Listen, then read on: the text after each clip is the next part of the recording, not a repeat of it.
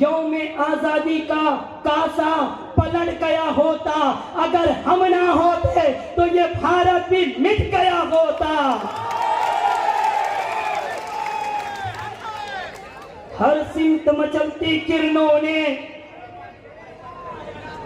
अब सूने शबे गम तोड़ा है, अब जाग उठेंगे ये दीवाने, दुनिया को जगा के दम लेंगे। अब बस में जहां महकाएंगे या खून में नहा के दम लेंगे। अब सोचा के भिवंडी वाले, अब कुछ भी हो हर हाल में हक अपना लेके रहेंगे। सुनो मैं चॉकलेट टिल्लू, वो 1.5 फुट सुन ले, छोटी चप्पल कैट की सुन ले समाजवादी वालों, इज्जत से दिए तो जी लेंगे, वरना जाम शहादत पी लेंगे। स्टेज पे बैठे हुए मजलिस इत्तेहादुल मुस्लिमीन के तमाम जिम्मेदारान, हैदराबाद से आए हुए हमारे सीनियर लीडर अतर फारूकी साहब व भिवंडी मजलिस इत्तेहादुल मुस्लिमीन के जिम्मेदार व हाज़रीन मजलिस इत्तेहादुल मुस्लिमीन, पर्दा नशीन सुनने वाली मेरी माँ और बहनों, अस्सलामु अलैकुम व रहमतुल्लाहि व बरकातहू। मेरे अजीज दोस्तों और बुजुर्गों, आप जानते हैं कि पूरे हिंदुस्तान का माहौल आज क्या हो चुका है। हर कोई हर 10 दिन 15 दिन पर रसूल गिरामी वकार सल्लल्लाहु अलैहि वसल्लम की शान में गुस्ताखी करता है।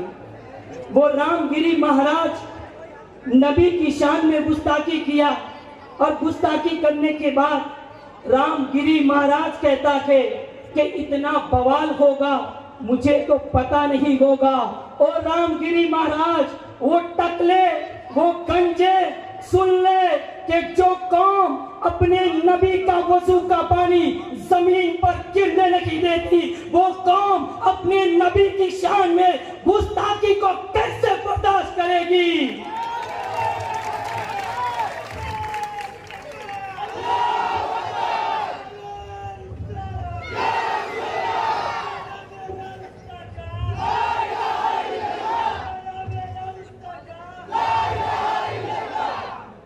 सुन लो, वो हिंदुस्तान के तमाम गुस्ताखे रसूल से कह रखा हूं, मैं तुम्हारे बाप से कह रखा हूं, अगर तुम्हारा बाप मोदी होगा, अगर तुम्हारा बाप अमित शाह होगा तो सुना देना कि मजहब हमारे 72 फिरके हो सकते हैं, सुन्नी अलग, देवबंदी अलग, अहले हदीस अलग, लेकिन रसूल की बात आएगी, रसूल की अजमत की बात आएगी, वकार की बात आ जाएगी तो पूरे हिंदुस्तान का मुसलमान एक नजर आएगा।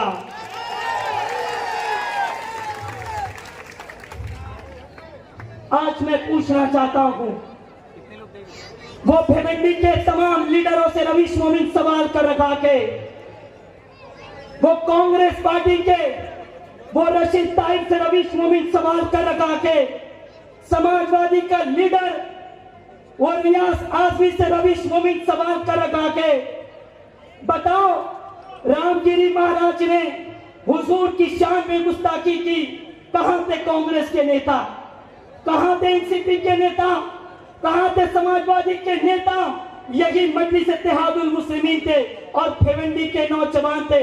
भूईपाड़ा पुलिस स्टेशन के अंदर हमने FIR किया और कहा रामगिरी महाराज का कॉलर पकड़ के बाहर निकालो और उसे जेल में डालो। हमने कहा था, किसी ने नहीं कहा था। मेरे अजीज दोस्तों और बुजुर्गों, हालात बदल रखे थे, माहौल बदल रखा थे। आप जानते हैं कि वो 10 साल का MLA महल चौगले कहता है कि 6 से 7 बिल्डिंग हिंदुओं की है, मुसलमानों को फ्लैट मत देना, अगर तुम्हें बेचना है तो हिंदुओं को बेचना, मुसलमानों को बेचना नहीं, तो वो मैं महज चौगले से कह रहा हूं, वो टिल्लू, वो 1.5 फुट का मैं चौगले सुन ले, अगर हम अपनी वाली पे आ जाएगी, तू क्या तेरे बाप से भी फ्लैग लेके दिखा सकते गए हम। मैं भिवंडी की जनता तुमसे वादा कर रहा हूं कि आप मंडी से इत्तेहादुल मुस्लिमीन के नुमाइंदे एडवोकेट वारिस पठान साहब को जिताए। मैं तुमसे वादा कर रहा हूं, किसी के माई के लाल में ये ताकत नहीं होगी कि मुसलमानों को फ्लैट बेचने से या खरीदने से रोक के दिखा सके। आप हमारे नुमाइंदे को कामयाब करें। हमारा नुमाइंदा कामयाब होने के बाद हम एक ऐसी भिवंडी शहर में बिल्डिंग बनाएंगे जहां पर हिंदू मुसलमान रहेगा और उस सरजमीन से हिंदू मुस्लिम एकता की खुशबू फैलेगी और पूरा हिंदुस्तान पुकार उठेगा कि हिंदू मुस्लिम एकता की खुशबू कहां से उठ रही है। मेरे अजीज दोस्तों और बुजुर्गों, आज मुझे व्हाट्सएप पर एक नौजवान ने एक बाइट भिजाया।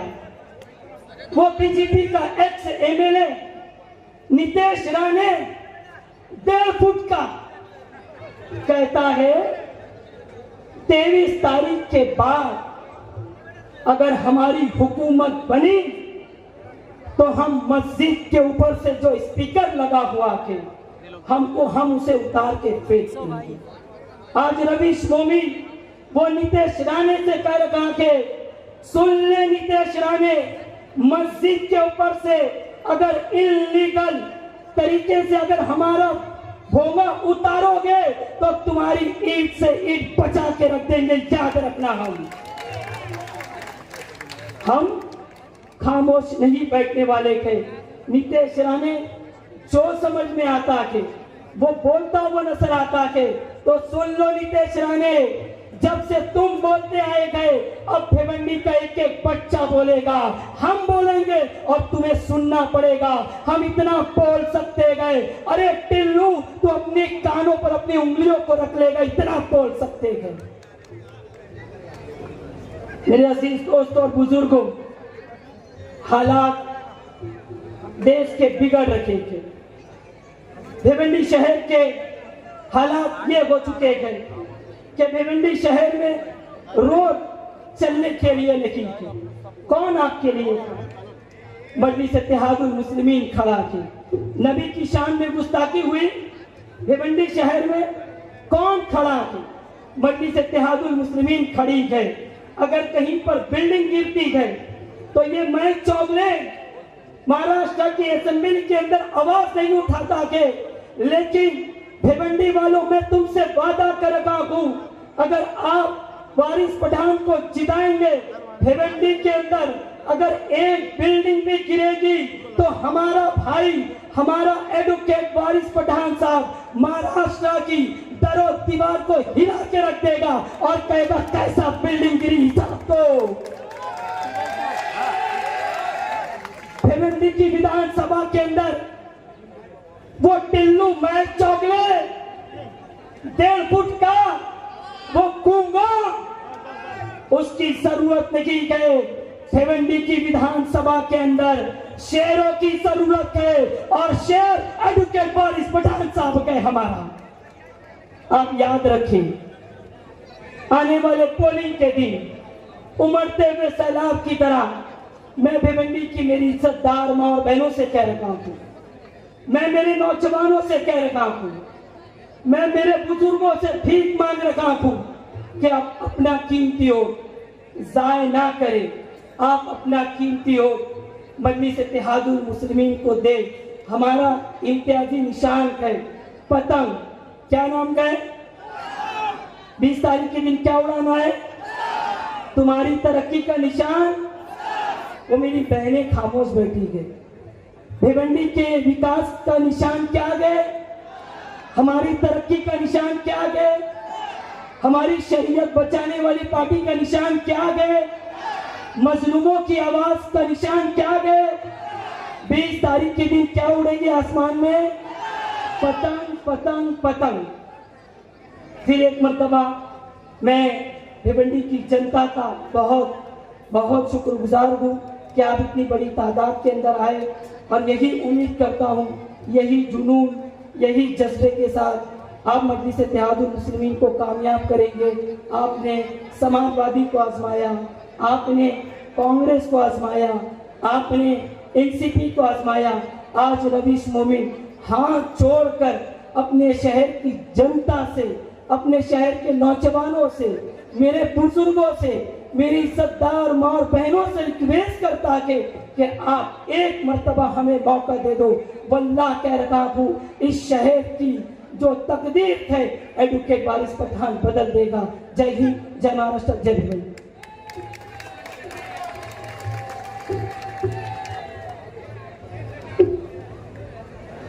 ऐजान मिलत ये थे मोहतरम वाली जनाब रवीश मोइन साहब। मैं आपके सामने आखिर मखौरी हैदराबाद से आए हुए मेहमान, यहाँ के जो मजलिस इत्तेहादुल मुस्लिमीन के अफजवत अली जनाब अत्तर फारूकी साहब से अदबन गुजारिश करूंगा कि वह आपके सामने अपने ज़रूरी ख्यालात पेश करें। मोहतरम अली जनाब अत्तर फारूकी साहब।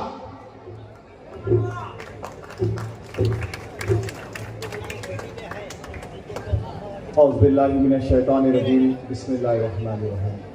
सनशीन के तशरीफ़ फरमा हाज़िरान महफिल जनाब महमूद इंजीनियर साहब, रवीश मोबिन साहब, अकरम खान साहब, शादाब उस्मानी साहब, रफ़ीक मुल्ला साहब, इमरान उस्मान शेख साहब और दीगर क़ायदीन मजलिस, नौजवान साथियों, मोहतरम बुज़ुर्गों, अजीज़ दोस्तों, पश पर्दा बैठ कर सुन रही हमारी बहनों, अस्सलाम वालेकुम रहमतुल्लाहि व बरकातहू। हज़रात, ज़िंदगी में ऐसे कई वाक़े आए हमारे पास कि हम सही वक्त पर अगर सही फैसला करें तो एक बेहतर मुस्तक़बिल हो सकता है, और हमने किया सही वक्त पर सही फैसला। वो दूरंदेश क़यादत मौलवी अब्दुल वाहिद अवैसी साहब की, जिन्होंने अपनी नज़रों से आने वाले कल को देखा। लुटी हुई रियासत डेक्कन हैदराबाद में पुलिस एक्शन के बाद, बेशुमार बर्बादियों के बाद उन्होंने अपने आने वाले कल को देखा और एक बुनियाद डाली कुल हिंद मजलिस इत्तेहादुल मुस्लिमीन की। उसके बाद के सदर जनाब सुल्तान सलाहुद्दीन अवैसी साहब, जिन्होंने अपनी ज़िंदगी के 50 साल कौम और मिल्लत के इत्तेहाद के लिए, कौम और मिल्लत की खिदमत के लिए वक्फ कर दिया।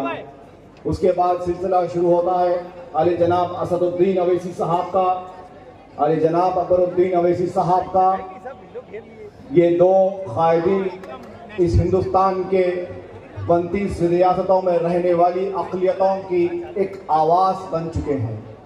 ये दो क़ायदीन कुल हिंद मजलिस इत्तेहादुल मुस्लिमीन के हिंदुस्तान के 32 रियासतों में रहने वाला वो मजबूर मुसलमान, वो कमज़ोर मुसलमान, वो बेबस मुसलमान, वो जुल्म का शिकार मुसलमान, इन तमाम अक़लियतों को 30 कौम की तादाद रखने वाली अक़लियत ये मुल्क हिंदुस्तान की, असदुद्दीन अवैसी साहब एक उम्मीदगाह बने हुए हैं।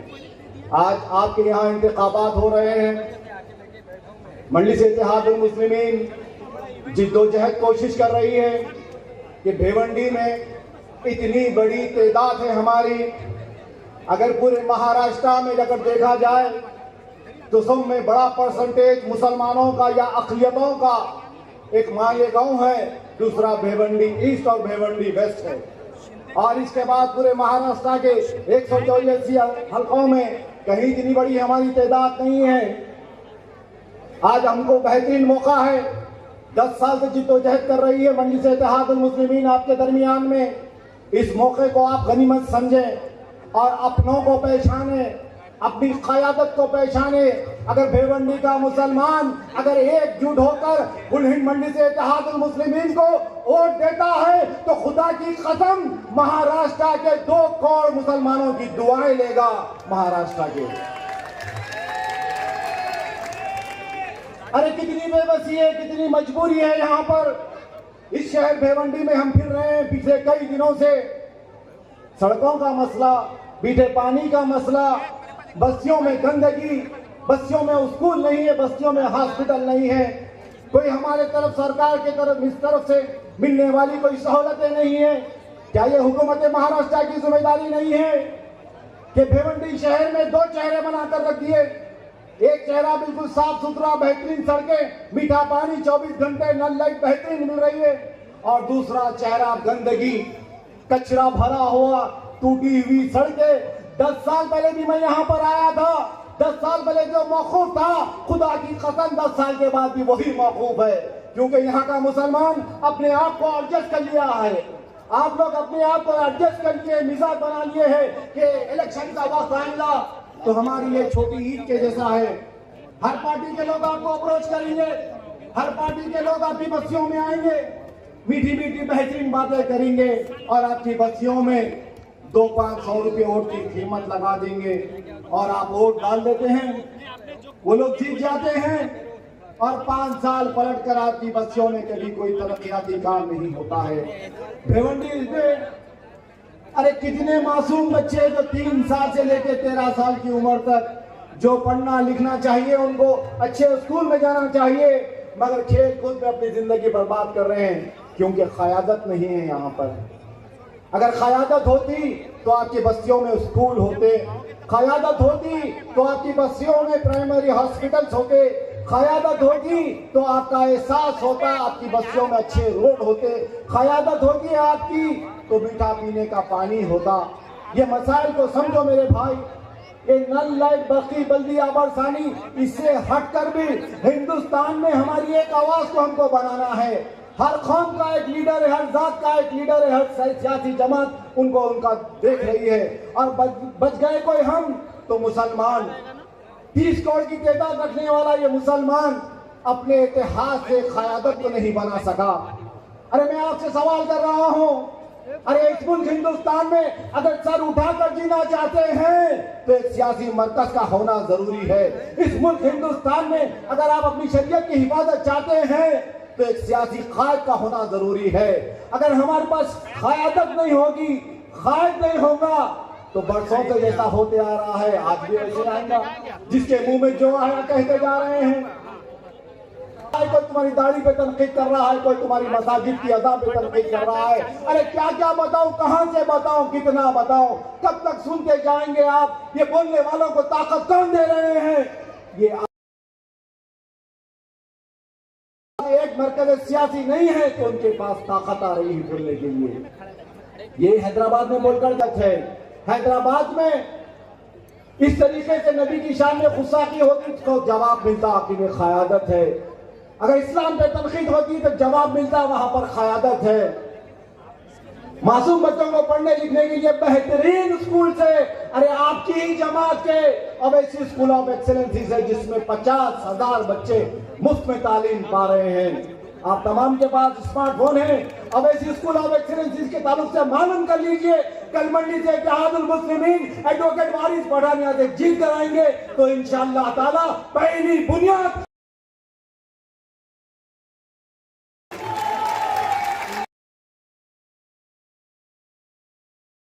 चेहरा है, एक बड़ा चेहरा है आपके सामने।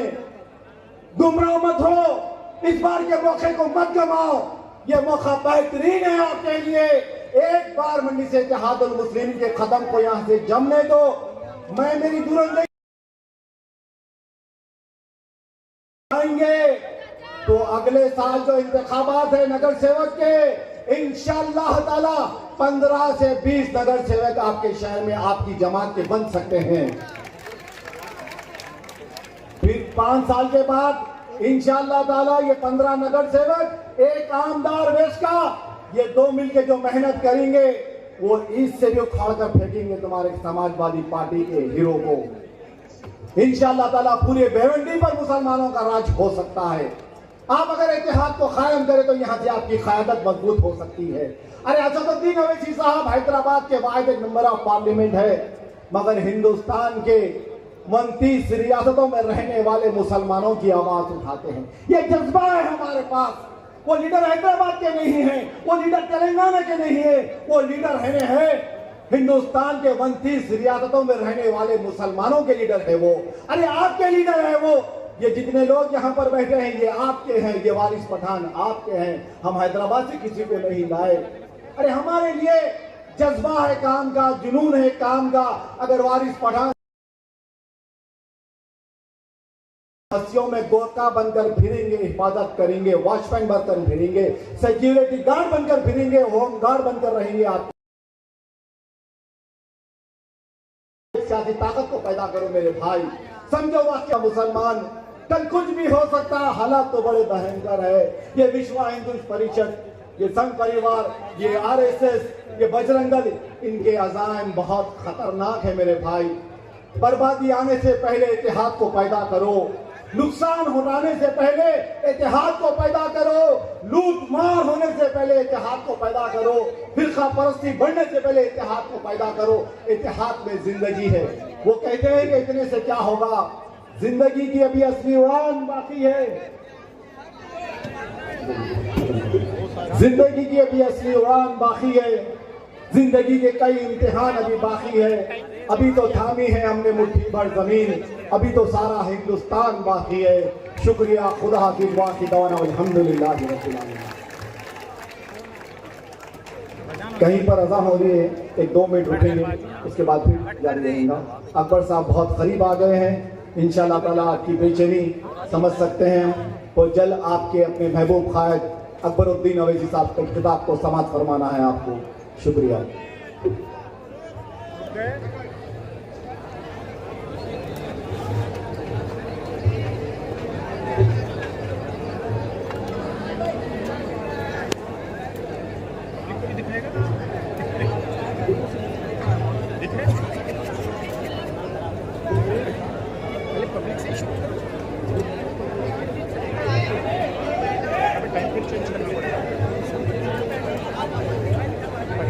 पे कर दिया हम लोग 50 पे तो अजान है, फिर अजान के लिए रोकेंगे।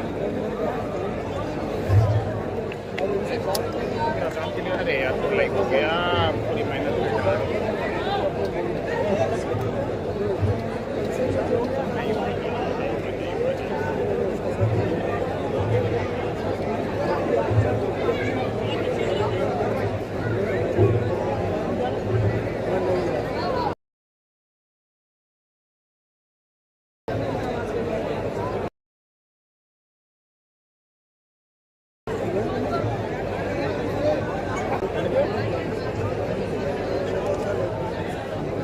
वो आमिर भाई, वो अकरम बाबू बाजू की तरफ कौन बैठा है?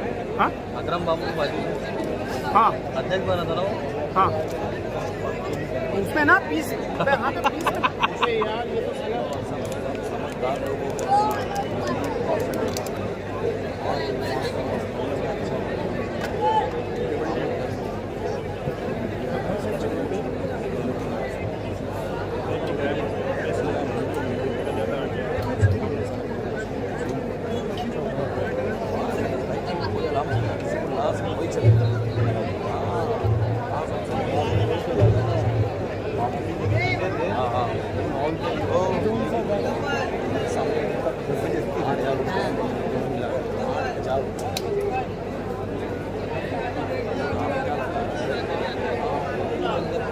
दिवान साहब पहुंचे। हाँ दरगाह अकबर भाई, अकबर भाई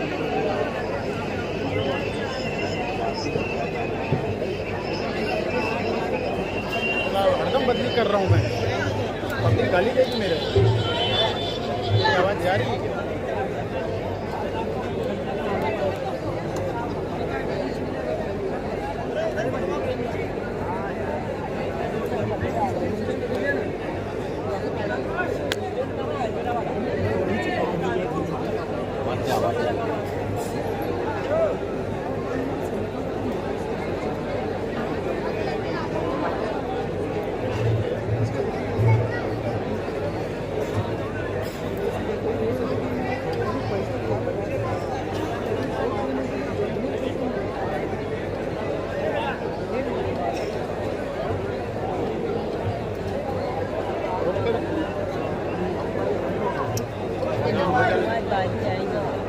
नवाज नहीं, वो 8:30 से पहले नहीं आएंगे।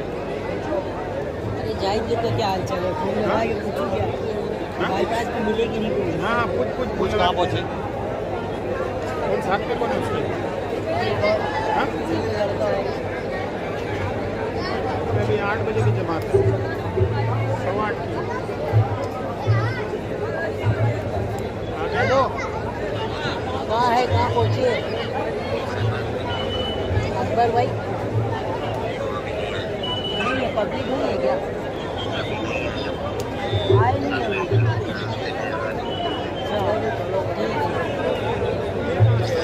हम लोग यहीं पे जहाँ हुआ आएगी। मैं देखना लाइव चालू है। क्वेश्चन आंसर तो बघितला तरी क्वेश्चन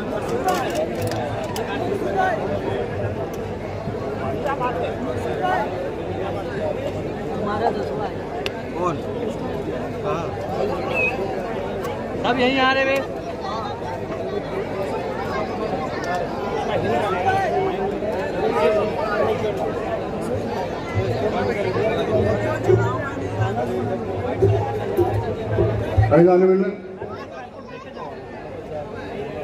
जलसे में वक्फे का दिया गया था अज़ान की ताल्लुक से।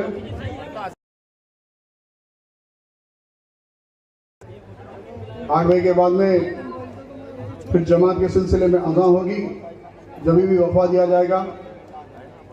जब तक कि मैं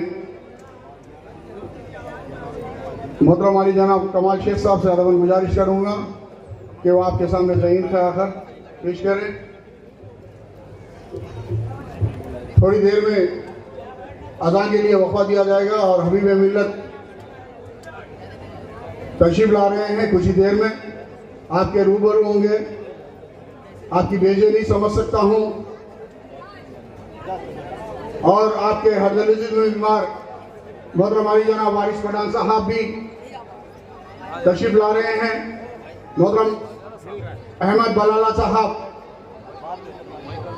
जो मुंबई शहर, थाने शहर, भिवंडी शहर के इलेक्शन के इंचार्ज है, भाई जा रहे क्या? हबीब मिल्लत के साथ वो भी तशरीफ ला रहे हैं। दीगर कायदीन भी आ रहे हैं। मोहतरम अली जनाब कमाल शेख साहब आपसे मुखातिब करेंगे। अस्सलाम वालेकुम वरहमतुल्लाहि वबरकातुहू। मेरे स्टेज पर बैठे तमामी मेहमान खास जनाब अतर फारूकी साहब, अकरम खान साहब और दीगर मोअज़्ज़िज़ मेहमान और सामने तशरीफ फरमा मेरे दोस्त अहबाब, मेरे बुजुर्ग, मेरी माँ बहनें। दोस्तों, इलेक्शन 2024 जो हमारे सामने है, ये बहुत सारे सवालात को लेकर हमारे सामने है। आप अगर गौर करेंगे तो आपको पता चलेगा कि इस इलेक्शन के पहले जो माजी आमदार रहे, उन आमदारों ने हमारे लिए क्या किया। उन आमदारों ने ना हमारी आर्थिक व्यवस्था को सुधारने का काम किया। अब आर्थिक व्यवस्था क्या है? आर्थिक व्यवस्था ये है कि आप लोगों की जो पगार 10,000 थी, क्या वो 14 हुई है? क्या 14 हुई है? क्या नहीं हुई है? जिसकी 10 थी उसकी 8 हुई है, 14 नहीं हुई है, 7 हुई है। मतलब जो ग्रोथ होना चाहिए था वो ग्रोथ ना होकर हमारी पगार कम हो गई, महंगाई बढ़ गई।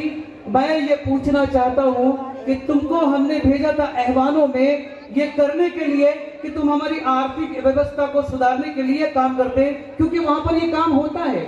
वहां पर ये होता है, ऐवानों में होता है कि आप हमारे लिए किस तरीके से जॉब्स पैदा करें, आप हमारे इलाके में किस तरीके से नौजवानों के जो है ऊपर लाने का काम करें, किस तरीके से शिक्षा के लिए काम करें, किस तरीके से स्वास्थ्य के लिए काम करें। लेकिन पिछले 5-10 सालों से इस इलाकों में मिस्टर हमारे रवीश बोलते मिस्टर टिल्लू ने कोई काम नहीं किया, कोई काम नहीं किया। वो अगर एक सड़क बनती है तो उस सड़क पर पूरी टीम लेकर पहुंच जाते हैं ओपनिंग करने के लिए, उस सड़क पर पूरी टीम लेकर पहुंच जाते हैं ये बताने के लिए मैंने किया। दोस्तों और बुजुर्गों, हमारी वेस्ट की जो प्रॉब्लम है वो बहुत सारी है। इतनी प्रॉब्लम्स है। एक परशुराम स्टेडियम था, उस स्टेडियम का जनाजा निकालते हैं लोगों ने, कोई देखने वाला नहीं। वजह क्या है पता है आपको? क्योंकि वो मुस्लिम इलाके में है। कहाँ है वो? मुस्लिम इलाके में है। लेकिन एक स्टेडियम आप देखेंगे जो आर पाटिल ग्राउंड है, जो कि संगम पाड़े में है, इसका फंड वहां जाता है। ऐसा सुनाई देता है कि इसका फंड वहां जाता है। वो स्टेडियम भी है, वहां पर अंडर 19 खेला जा रहा है, अंडर 20 खेला जा रहा है, अंडर 13 खेला जा रहा है। लेकिन हमारे बच्चों के लिए जो स्पोर्ट्स कॉम्प्लेक्स था, उसको पूरा मटिया मेक करके उसके फंड्स को वहां ले जाया गया। ले जाया गया कि नहीं ले जाया गया? आज की तारीख में आप ध्यान से सुनिए, अगर आप कांग्रेस को वोट डालेंगे तो वो बीजेपी को जाएगा। क्यों जाएगा? समझ रहे हैं आप? तीन लोग हैं और तीनों आरएसएस के कैडर्स हैं, तीनों। आप अगर कांग्रेस को वोट डालेंगे, उसका नाम है चोरगे। क्या नाम है? चोरगे। उसको वोट डालेंगे कहा जाएगा? कांग्रेस को वोट डालेंगे तो बीजेपी को जाएगा। अगर आप टीवी को वोट डालेंगे तो बीजेपी को जाएगा। और अगर आप बीजेपी को वोट डालेंगे तो सामने से बीजेपी को ही जाने वाला है। तो मेरे दोस्तों, मैं आपसे ये कहना चाहता हूं कि आप लोगों के अंदर ये खुशफहमी होनी चाहिए कि मैं झुका नहीं, मैं बिका नहीं, कहीं छुप छुपा के खड़ा नहीं। जो डटे हुए हैं महाज पर, मुझे उन सफों में तलाश कर। है कि नहीं आप मर्द मुजाहिद? है कि नहीं मर्द मुजाहिद? आप किस शेर की आमद के लिए यहां आए हैं? आप उस शेर की आमद के लिए आए हैं जो शेर बोलता तेलंगाना में है, तो उसकी तारीफें, उसकी आवाज सुनने के लिए कश्मीर में लोग बेचैन रहते हैं, और उसकी आवाज सुनने के लिए लोग कन्याकुमारी में भी बेचैन रहते हैं। जब वो शेर आएगा, वो दहाड़ेगा, वो आपको बताएगा कि पतंग का निशान ही तरक्की का निशान है, पतंग के निशान ही कामयाबी का निशान है, पतंग के निशान ही हमारे बच्चों के बेहतर मुस्तकबिल का निशान है। बहुत देखा हमने। क्या हमने हैदराबाद भी देखा है? किसी ने देखा है हैदराबाद? देखा है तो वहां पे ओएसी स्कूल्स ऑफ एक्सीलेंस है। आपको पता होगा वहां के डेवलपमेंट आप देखिए। पिछले 70 सालों में जिस तरीके से मुसलमानों को वहां तरक्की के परवान चढ़ाए गए, जिस तरीके से मुसलमानों को वहां कामयाबी के गगनचुंबी जो है काम किए गए, वो हम चाहते कि भिवंडी शहर के आने वाली तारीख को हमने पतंग के निशान को वोट देना। किसको देंगे? पतंग के निशान को वोट देंगे। और हम चाहेंगे कि आज गुस्ताखे रसूल का बाजार गर्म है। आज बहुत लोग बेचैन है मेरे आका अलैहिस्सलातु तस्लीम की शान में गुस्ताखी करने के लिए। मैं ये कहना चाहता हूं, बल्कि मैं ये यहाँ से मजलिस इत्तेहादुल मुस्लिमीन के इस स्टेज से बहुत ही जिम्मेदारी से के साथ कहना चाहता हूं कि वारिस पठान साहब अगर जीत कर आते हैं तो हम इनसे गुजारिश करेंगे, हम इनसे अपील करेंगे, हम इनके पीछे लग करके कहेंगे कि जब भी गुस्ताखे रसूल की बात आए तो ऐवान में ये ईंट से ईंट बजा दे।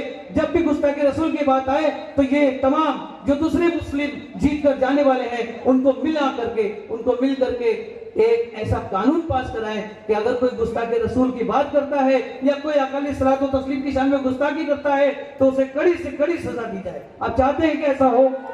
आप सब चाहते हैं ऐसा हो? पीछे वाले चाहते हैं ऐसा हो? सब हाथ उठा कर कहो हो ऐसा। तो इंशाल्लाह वारिस भाई को जिताना हमारा काम है। अस्सलाम वालेकुम।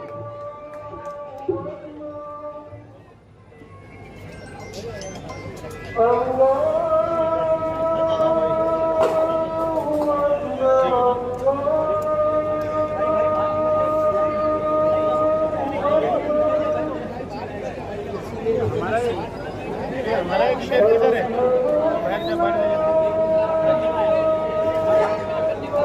हमारा पट्टर किधर है? ये हमारा पट्टर किधर है? यस, उधर है, उधर इधर तो बैठा कोने में। उधर देखो ना, किधर? एकदम लास्ट में ये लाइन कुर्सी पे। हाँ। हाँ, कुर्सी लगा के। अभी ये समझ में आया,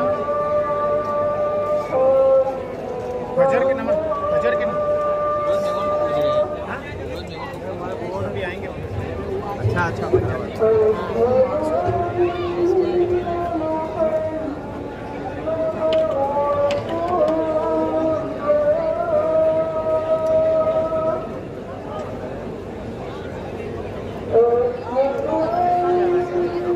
कैसे आया?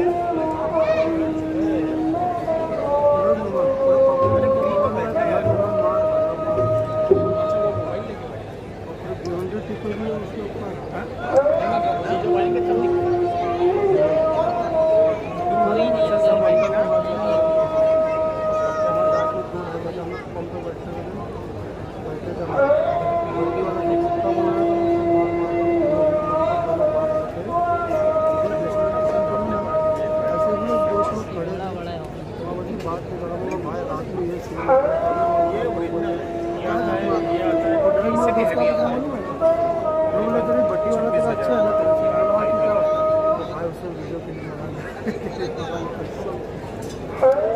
पैसा उसके ऊपर टिक नहीं है। अभी तो उसने स्पीच दिया था गणपति, तो नाम नहीं बता रहा था, गणपति वाली का स्पीच था, लोग को बहुत अच्छा था। फिर मुझे समझ में गया कि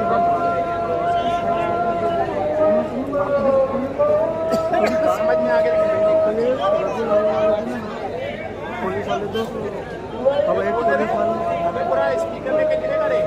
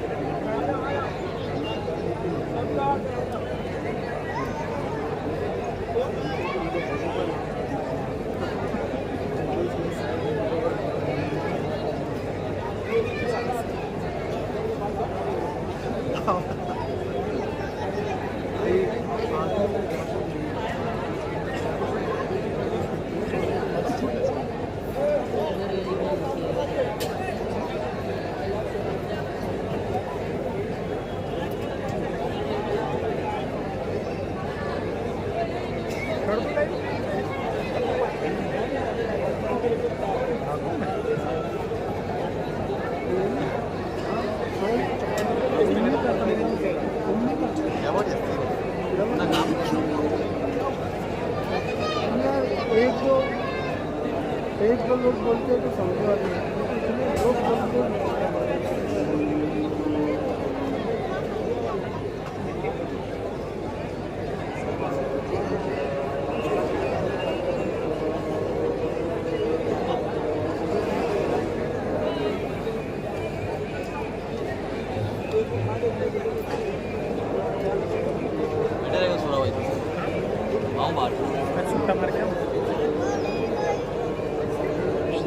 से हिलने का कुछ छेड़ना नहीं, फोन आएगा खाली ऊपर घुसका देना।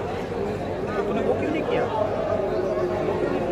डू नॉट डिस्टर्ब मैसेज कैसे आ रहा था? क्या हुआ? तूने डू नॉट डिस्टर्ब नहीं किया, इसीलिए तो फोन आ रहा है।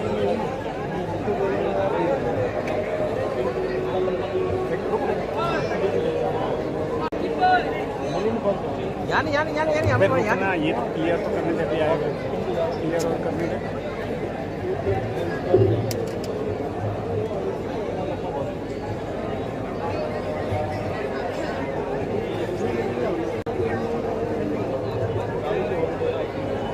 हाँ डीएनडी चालू है यार डीएनडी।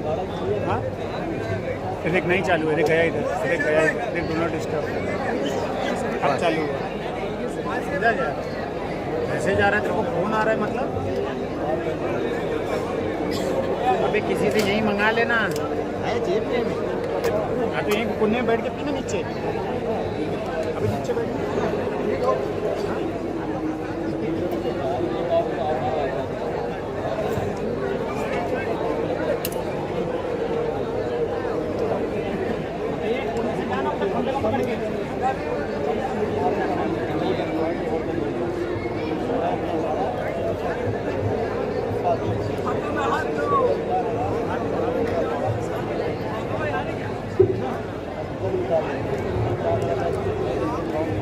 मैं सोच रहा हूँ दीवान चल।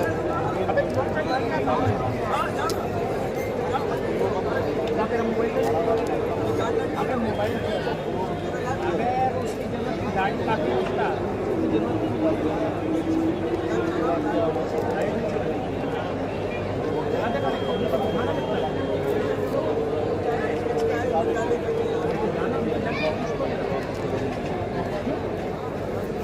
कौन बुला लो आपको क्या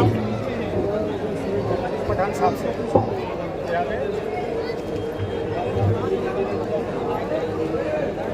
अबे नमाज के लिए तो बंद करना। अज़ान के एहतराम के लिए कुछ वफ़ा दिया गया था। अब मैं दावत खिताब देता हूँ हैदराबाद के दिग्गज नेता हमारे नगर सेवक जनाब महमूद इंजीनियर साहब, जो सीनियर लीडर है कुल हिंद मजलिस इत्तेहाद अल मुस्लिमीन के, जनाब महमूद इंजीनियर साहब।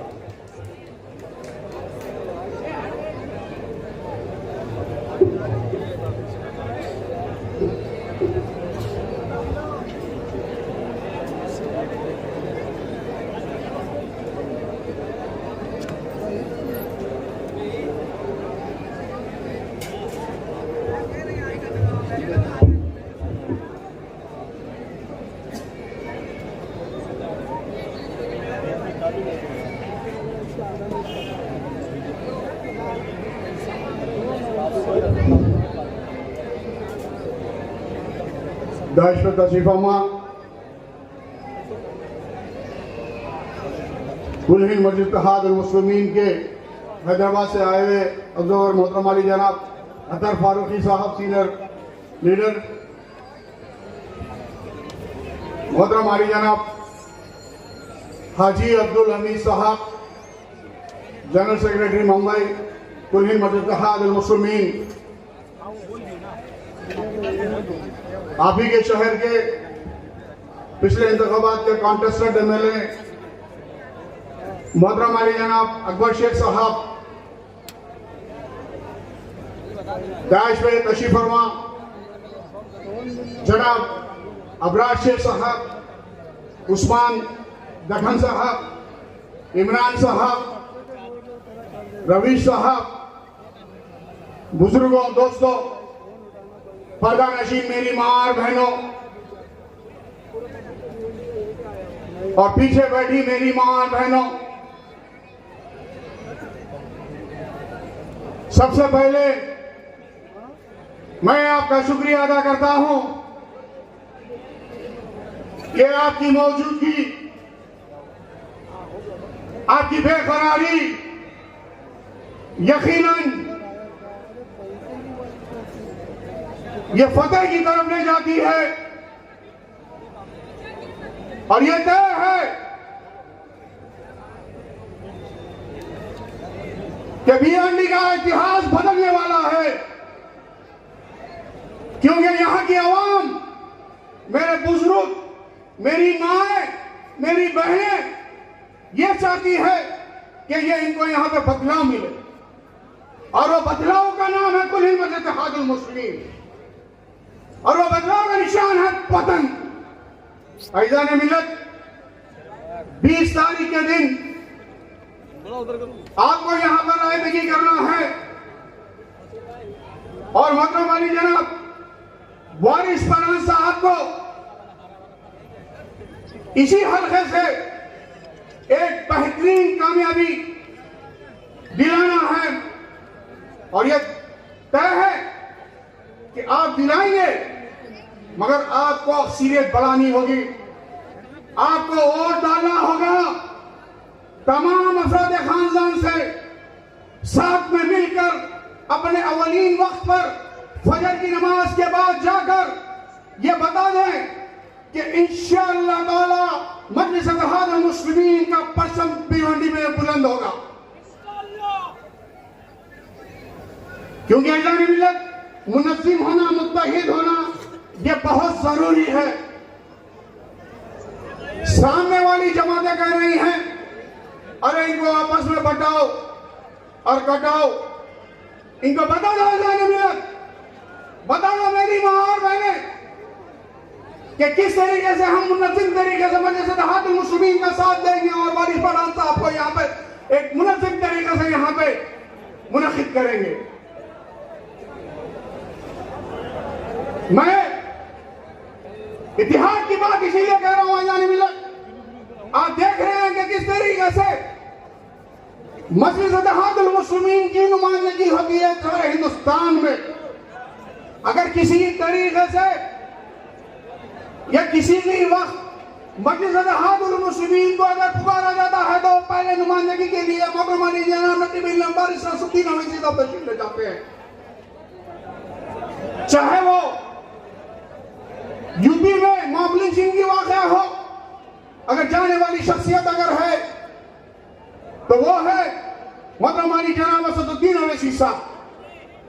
अगर मॉब का वाक़या झारखंड में होता है, कुल हिंद इत्तेहाद अल मुस्लिमीन के नुमाइंदे जाते हैं और मोहतरम अली जनाब असदुद्दीन अवैसी साहब जाते हैं ऐज़ान मिल्लत।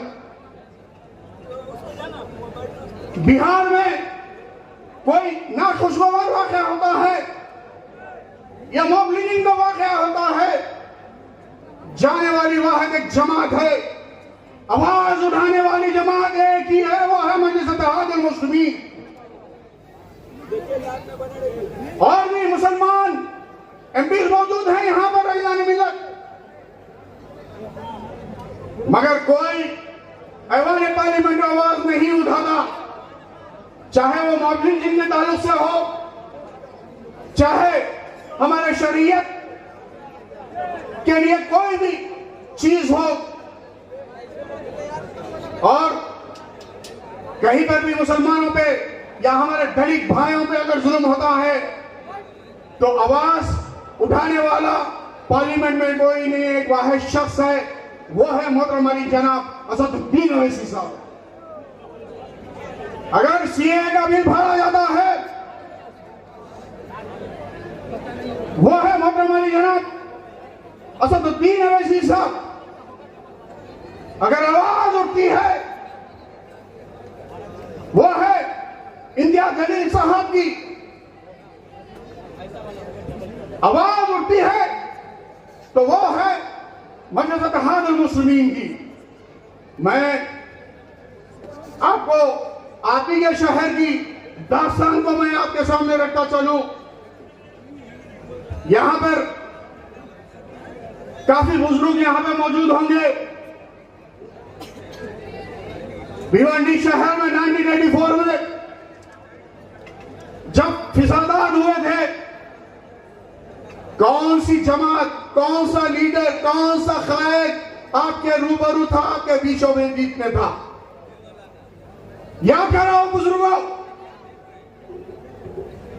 ऐसा नहीं मिला तो अपने बुजुर्गों से पूछो। भिवंडी का फिसाद में ऐसी कौन सी शख्सियत आई थी आपके रूबरू और आपके बीचों बीच में?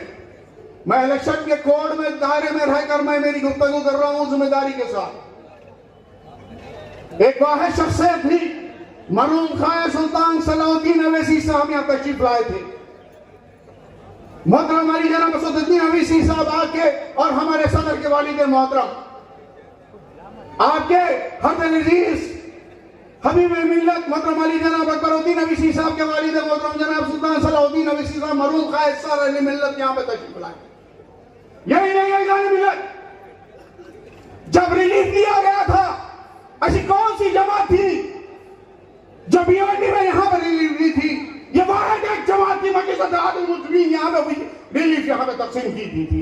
और आपके यहां पर कोऑर्डिनेटर हुआ करते थे दिल मरहूम दिलीप कुमार साहब, यूसुफ खान साहब थे। मैं एक मुसद्दीका बात कर रहा हूं जाने मिल्लत, कोई मैं आपके सामने चस्पादी तकरीर नहीं कर रहा हूं जाने मिल्लत। उस वक्त से लेके अब तक मजलिस इत्तेहादुल मुस्लिमीन आपके रूबरू है। ये हमारा हक बनता है कि आपके सामने आकर, आपके रूबरू आकर हम औरतों के लिए, आपके लिए अपील कर सके। और ये आपका और हमारा अव्वलीन फर्ज है कि हम मजलिस इत्तेहादुल मुस्लिमीन का साथ दें, और यहां के जितने भी रायदगी करने वाले हैं वो ये मजलिस इत्तेहादुल मुस्लिमीन के हक में उड़ता है। यही नहीं है मिल्लत। मुमरा शहर की मेरी बहन इशरत शाह, आप ही के मम्मी शहर की रहने वाली, जिसको इंटरव्यू किया गया था।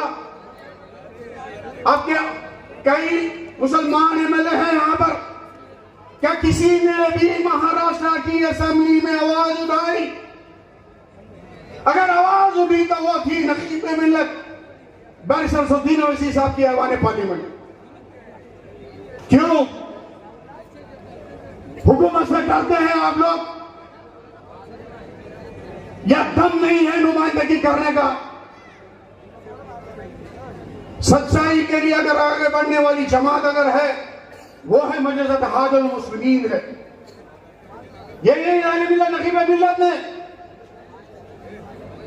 मुमरा शहर में जनाजे वक्त आपने यहां पर आया था और आपने जनाजे में शिरकत की थी मोहतरमा इशरत जहां के लिए। यह है मजलिस इत्तेहादुल मुस्लिमीन के कारनामे जाने मिल्लत। ऐसे कई मुसलमान एमएलए मौजूद थे, कोई जनाजे की नमाज में गया मुमरा शहर में? कोई नहीं गया। अगर गया तो वाखिर एक ही शख्स था, वो है मोहतरम अली जनाब असदुद्दीन ओवैसी साहब। ये जज्बा, ये मोहब्बत मुसलमानों के लिए ये मजलिस खायदीन में मिलेगी, जानी मिल्लत और मजलिस के सदर में मिलेगी।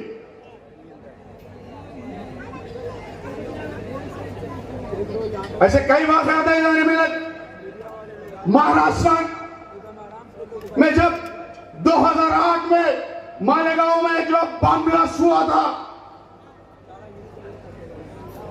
किसने आवाज उठाई, किसने दौरा किया? मालेगांव का दौरा करने वाले आपके और हमारे सदर मोहतरम अली जनाब की बिमलत बारिश अवैसी साहब।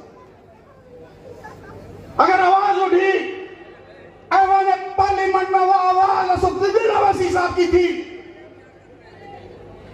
ये फखर से कह सकता हूं के रूबरू कर कोई जमात का आदमी, कोई जमात का लीडर नहीं कर सकता कि हमारे गांव का आवाज उठाने वाली मजलिस इत्तेहादुल मुस्लिमीन थी और आप लोग नहीं थे। इसी तरीके से कई वाक़यात है।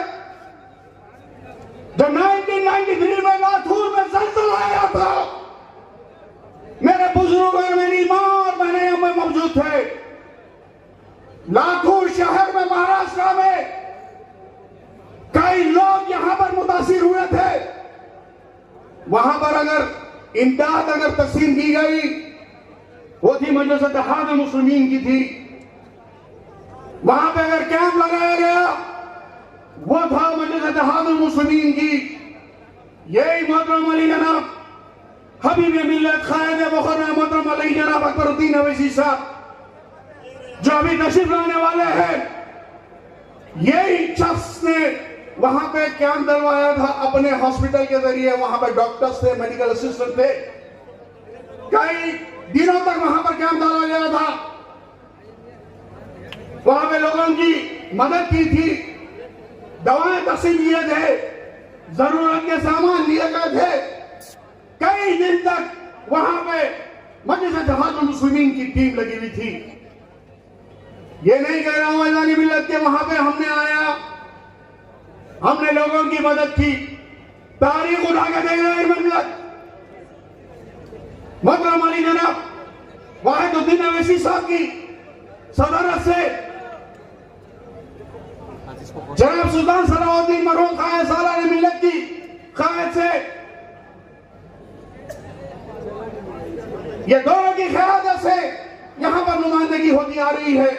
आज नकीब मिल्लत बारिश असदुद्दीन अवैसी साहब की शक्ल में आपके सामने रूबरू मजलिस इत्तेहादुल मुस्लिमीन आपकी क़यादत लेकर आके आपके सामने अपना उम्मीदवार लेकर आए।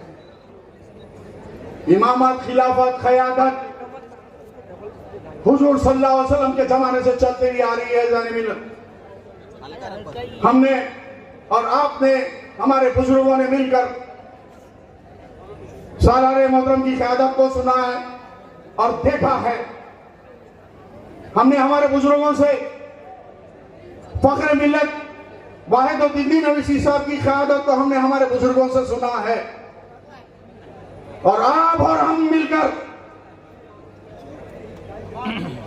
असदुद्दीन अवैसी साहब की क़यादत को देख रहे हैं। किस तरीके से मजलिस इत्तेहादुल मुस्लिमीन मुल्क के हर कोने में अपनी क़यादत कर रही है, अपनी नुमाइंदगी कर रही है, अपनी आवाज उठा रही है। चाहे महाराष्ट्र की ऐवानी असेंबली हो, चाहे बिहार की असेंबली हो, चाहे तेलंगाना की ऐवानी असेंबली हो, चाहे हिंदुस्तान की पार्लियामेंट हो, मुल्क के हर कोने में हमारे बल्दी अरकान मौजूद है। ऐलान मिल्लत जहां जहां भी अवाम ने उनको मुंतखब किया है, हर गली में, हर कूचे में जाकर अवाम की खिदमत करते हैं, चाहे वो बल्दी हो, बरखी हो, आबरसानी काम हो। मजलिस इत्तेहादुल मुस्लिमीन के कई कारनामे हैं। ऐलान मिल्लत मैं जाते जाते ये कहता चलूं, आप मुत्तहिद रहे, जमात से वाबस्ता रहे। मजलिस इत्तेहादुल मुस्लिमीन आपकी मदाए अजीज है। मैं शुक्रगुजार हूं मेरे भाइयों का, मेरे बुजुर्गों का, मेरी मां और बहनों का, तमाम हाज़रीन जैसा का यहां पर जो मौजूद है। कुछ ही देर में हबीब मिल्लत जनाब अकबरुद्दीन अवैसी साहब तशरीफ ला रहे हैं और ये अपील करता चलूं 20 तारीख के दिन आपके रायदगी वोटिंग का दिन है। आपको अवलीन वक्त पर जाकर मोहतरम अली जनाब वारिस पठान साहब के हक में वोट डालना है, मजलिस इत्तेहादुल मुस्लिमीन का साथ देना है और पतंग के निशान पे अपना मोहर लगाना।